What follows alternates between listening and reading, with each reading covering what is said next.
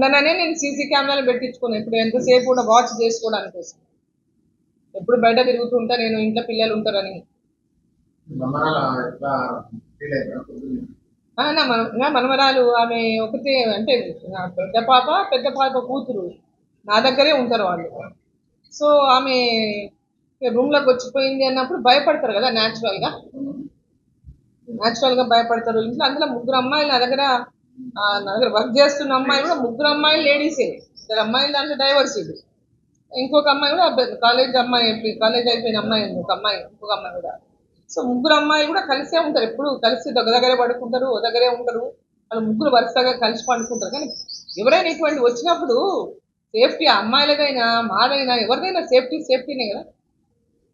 ఎవరికైనా సపోజ్ అమ్మాయిలే ఆ టైంలో లేచింది అనుకోండి, మెలకు వచ్చింది అనుకోండి, వాడు కదిలిండ్రు, మీ శబ్దమై లేచింది అనుకోండి, అమ్మాయిల మీద ఏ రకమైనటువంటి దాడి చేస్తుందో తెలియదు కదా మనకు.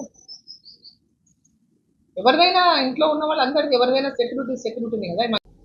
సో నిన్న రాత్రి అరౌండ్ 3:20, అంటే యాజ్ పర్ CCTV ఫుటేజ్ ప్రకారం రాత్రి, అంటే మార్నింగ్ 6 గంటలకు నాకు వచ్చిన కాల్ ఈరోజు మొదట జరిగింది. మొదట నాకు పొద్దున అరౌండ్ 7 o'clock అయిపోతే నాకు మా ఇంటి నుంచి ఫోన్ వచ్చి అమ్మ ఇంట్లో ఎవరో వచ్చిండ్రు, మొత్తం ఇంట్లో అంతా అడుగులు కనపడుతున్నాయి, బూట్ల అడుగులు కనపడుతున్నాయి, అంత మడ్డడుగులు కనపడుతున్నాయి, కిచెన్ సైడ్ నుంచి ఎవరో ఇంట్లోకి మొత్తం వచ్చి తిరుగులాడినట్టు కనపడుతుంది అన్నాక, అవునా ఎక్కడి నుంచి వచ్చిండ్రు, ఇంట్లోకెట్లకెళ్ళి వచ్చిండ్రు, పైనకెట్లకెళ్ళి వచ్చిండ్రు, డోర్ మీరు కిచెన్ డోర్ వేసుకోలేదా అన్న. లేదమ్మా కిచెన్ డోర్ మేము అన్ని తాళాలు చూసుకొని అన్ని మూసుకొని వచ్చినాము అన్నారు అమ్మాయి. అన్నాక మధ్యలో డోర్లకి వెళ్ళి వచ్చిందేమో అన్నారు. మధ్యలో డోర్ ఓపెన్ చేసి ఉంది, విండో కమ్ డోర్ ఉంటుంది అనమాట. అది ఓపెన్ చేసి ఉందమ్మా, దాంట్లోకి వెళ్ళి ఏమైనా వచ్చినారేమో వీళ్ళు ఏమనుకుంటున్నారు, మేము మర్చిపోయినామేమో, డోర్ వేయలేదేమో అని వీళ్ళు అనుకుంటున్నారు పిల్లలు. కానీ యాక్చువల్గా వచ్చిన ఎంట్రీ వేరే, ఆయన వచ్చి డోర్ తీసుకొని బయటికి పోయింది. వీళ్ళందరూ నేను కోపడ్డా, మీరు ఎన్నిసార్లు చెప్పినా దొంగ అయితే దొంగతనం చేయడానికి వచ్చి ఉండాలా, ఇంట్లో ఏ వస్తువు తీసుకోపోలేదు. 1.5 hour ఉన్నాడు, గంటన్నర ఉన్నాడు. ఏ రూమ్ కూడా తెరవడానికి ట్రై చేసినాడు. మళ్ళీ నువ్వు నా బెడ్రూమ్ డోర్ అన్నా కనీసం తెరిచిందా మూసిందా అని ట్రై కూడా చేయలేదు. మరి ఎందుకోసం వచ్చిండు, ఏం రెక్కి, ఎంతమంది రూమ్లు ఉన్నాయి, ఎంతమంది ఉన్నారో రెక్కి, అసలు ఎందుకోసం వచ్చిండో ఇప్పటిదాకా అర్థం కాదు. ఈ ముఖ్యమంత్రి గారు లేని 4 ఏళ్ళనే ముఖ్యమంత్రి కూడా ఉంటాడు. నా ఇంటి నుంచి కనీసం ఆయనకు 200 meters కూడా ఉండదో. ఆయన ఇంటికి మా ఇంటికి మధ్య రోడ్డు కొట్టి అడ్డం, అసలు ఆయన ఉంటాడు, ఇతలు నేను ఉంటాను. ఆ కార్నర్ ఆయన, ఈ కార్నర్ నేను, మా రోడ్ల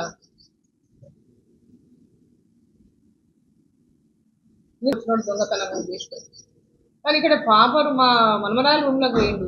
ఒకవేళ నిజంగా ఆ టైంలో ఆమె మెలకు వచ్చింది అనుకోండి, శబ్దమో యుద్ధంతో మెలకొచ్చి ఏదైనా అరిచింది అనుకోండి, నోరు మూసైనా చంపొచ్చు, లేకుంటే ఏమన్నా ఆయుధాలు కత్తో గిత్తో ఉంటే ఇప్పుడు చల్లలే, మన దగ్గర ఏముందో మనకు తెలియదు కదా. ఇది చాలా అది తలుచుకుంటే భయం అవుతుంది. దొంగ సెక్యూరిటీ వాళ్ళు ఎవరు లేరు, నేను ఉంటేనే సెక్యూరిటీ వాళ్ళు ఉంటారు, నేను లేకుండా ఇంటి దగ్గర ఎవరు, మా డ్రైవర్ తప్ప ఇంకెవరు ఉంటారు. నేను చాలాసార్లు కూడా నేను ఇంటి దగ్గర సెక్యూరిటీ కోసం కూడా అడిగినాను. ఎందుకంటే నేను ఎక్కువ టైం నేను కాన్స్టిట్యున్సీలోనే తిరుగుతుంటా. పార్లమెంట్ ఉంటే ఢిల్లీకి పోతుంటా, హైదరాబాద్లో ఉండేది చాలా అరుదు, ఎప్పుడైనా పోతే నైట్ పోతా, మళ్ళీ పొద్దున వస్తుంటా. సో దానికని ఇప్పుడు అక్కడ సెక్యూరిటీ అనేది చాలా అవసరం. నాకు సెక్యూరిటీ అనేది చాలా ఇంపార్టెంట్. ఎందుకంటే హాఫ్ ద టైం నేను మోస్ట్ ఆఫ్ ద టైం నెలలా 25 రోజులు బయటనే ఉంటా, 5 రోజులు ఇంట్లో ఉంటేనే ఉంటాను. నైట్ పూట, రాత్రుల పూట 25 రోజులు బయటనే తిరుగుతుంటుంది. ఇలా కనీసం 25 రోజులు బయట తిరుగుతుంటాను.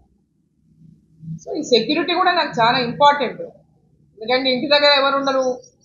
ఇప్పుడు ఒక ఎంపీగా ఉన్నప్పుడు ఒక ఎంపీని, సరే గతంలో కూడా మంత్రిగా చేసిన, సరే ఇప్పుడు భారతీయ జనతా పార్టీలో కూడా జాతీయ ఉపాధ్యక్షురాలుగా ఉన్నా, సరే ఎంతమంది వస్తుంటారు పోతుంటారు, మేము వచ్చినప్పుడు రావచ్చు, లేనప్పుడు రావచ్చు. కానీ ఇంట్లో ఒక సెక్యూరిటీ పర్సన్, నాకు కూడా సెక్యూరిటీ అనేది చాలా ఇంపార్టెంట్. అక్కడ ప్రభుత్వం కూడా ఇవన్నీ ఆలోచన చేయాలి. ఇప్పుడు ఒక విమెన్గా, పార్లమెంట్ మెంబర్గా కూడా ఈరోజు ఇంత పెద్ద ఎత్తున సెక్యూరిటీ రీజన్స్, ఎందుకంటే ఈ సంఘటన చూస్తే సెక్యూరిటీ చాలా అవసరమైనటువంటిది ఈరోజు అనిపిస్తుంది. ఎన్నడూ కూడా నేను బాధలు కాలే. సెక్యూరిటీ విషయంలో ఏముంటలే ఏం చేస్తాం అనేటటువంటి విధంగా ఉండేది. ఎప్పుడైనా నేను బయటకు పోయినా 10 సార్లు రాత్రి 12 గంటల దాకా ఫోన్లు చేస్తూనే ఉంటా. డోర్లు వేసుకున్నారా, గేట్లు వేసుకున్నారా, సీసీ కెమెరాలో చూస్తుంటా చుట్టుముట్టు. నేను రాత్రి 1 గంట వరకు నిద్రపోను బయట ఉంటే కూడా. నేను చుట్టుముట్టు కెమెరాలో చూస్తూనే ఉంటాను. అందరు పడుకున్నారా, అన్ని గేట్లు వేసుకున్నారా, డోర్లు వేసుకున్నారా అని చూస్తూనే ఉంటాను. నా ఫోన్లో సీసీ కెమెరా యాప్ ఉంటుంది కాబట్టి చూసుకుంటూ ఉంటాను. బట్ ఈ సంఘటన విషయంలో చూస్తే మటుకు సెక్యూరిటీ చాలా అవసరం. మరి వాళ్ళు ఎందుకు వచ్చిండ్రు, దేనికోసం వచ్చిండ్రు, ఏం చేయడానికి కోసం వచ్చిండ్రు, ఏ రకంగా ఉద్దేశంతో వచ్చిందో అది పోలీసు వాళ్ళు రేపు విచారణ చేస్తే తప్ప తెలుస్తుంది. అసలు ఏం అర్థమైతలేదు. దీంట్లో ఏందనేది అసలు అర్థం కాని విషయం. ఇప్పుడు వాళ్ళు ఏమన్నారంటే ఇంట్లో ఇంతకుముందు ఎవరైనా పని చేసిన వాళ్ళు, వెళ్ళిపోయిన వాళ్ళ గురించి అట్లాంటి వాళ్ళు ఏమన్నా నంబర్లు ఉంటే కూడా ఇవ్వని అన్నారు. అటువంటి నంబర్ కూడా ఇచ్చినాం మనం. సరే వాళ్ళు ఇంట్లో పని చేసి పోయిన వాళ్ళు వస్తే కూడా దొంగతనం కోసమే రావాలి కదా. ఎవరైనా వచ్చిపోయిన వాళ్ళు ఉంటాడు, దొంగతనం కోసమే రావాలి. దొంగతనం ఏదైనా తీసుకుపోవాలి కదా వచ్చినోడు. ఏ దొంగతనం కాలేదు, ఏమి తీసుకుపోలేదు. సో దానికనే పెద్ద వరి ఇక్కడ.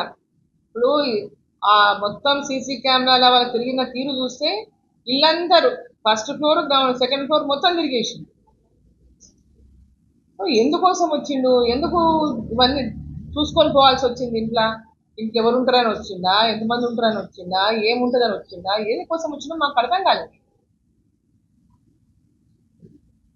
అవును ఏదో ఎత్తుకపోయిండు, టీవీ ఎత్తుకపోయిండు, లేకపోతే ఇంకేదో కంప్యూటర్ ఏదో ఎత్తుకపోయిండు, ఇంకేదో ఫోన్లు ఎత్తుకపోయిండు అంటే దొంగ వచ్చిండు తీసుకుపోయిండు.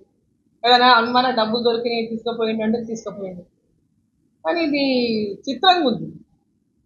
ముఖ్యమంత్రి గారికి ఒకటే డిమాండ్ చేస్తున్నా, ముఖ్యమంత్రి గారు నా భద్రత గురించి ఆలోచించాలి. ఎందుకంటే గతంలో కూడా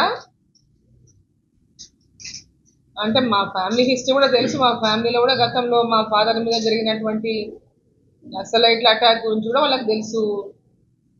నేను ప్రస్తుతం ఉన్నటువంటి పొలిటికల్ ఇది మనం అనుకోవచ్చు, అంతా బాగుందని మనం అనుకోవచ్చు కాక, కానీ ఎక్కడో చోట మాకు మెరమెర అనిపిస్తుంటుంది సెక్యూరిటీ విషయంలో. నా హస్బెండ్ కూడా నేను సెక్యూరిటీ అడిగిన, వాస్తవంగా నరసింహారెడ్డి గారికి కూడా ఎక్స్ఎమ్మెల్యే, వారికి సెక్యూరిటీ ఇవ్వాలి. ఎక్కడంటే వారు కూడా తిరుగుతూనే ఉంటారు కాన్స్టిట్యున్సీలలో. మా ఫ్యామిలీకి ఉన్నటువంటి బ్యాక్గ్రౌండ్ చూసి మీ సెక్యూరిటీ ఇవ్వాలని కూడా కోర్టు లెటర్ కూడా ఇచ్చాను. ఇప్పటిదాకా వాళ్ళకి కూడా సెక్యూరిటీ ఇవ్వలేదు. సో నేను ముఖ్యమంత్రి గారికి కోరుతున్న ఇవాళ మా ఫ్యామిలీ సెక్యూరిటీ గురించి తక్షణమే మీరు చర్యలు తీసుకోవాలని చెప్పి మీ ద్వారా ముఖ్యమంత్రి గారిని కోరుతున్నాను. లేటెస్ట్ న్యూస్ తెలుగు మరియు ఇంగ్లీష్ అప్డేట్స్ కోసం ఇప్పుడే క్యూన్యూస్ అఫీషియల్ యాప్ ని ప్లే స్టోర్ నుండి డౌన్లోడ్ చేసుకోండి. సరికొత్త సమాచారాల కోసం క్యూన్యూస్ వెబ్సైట్ ని ఫాలో అవ్వండి. ఛానల్లో ప్రాంతీయ, జాతీయ, అంతర్జాతీయ వార్తలు వీక్షించండి.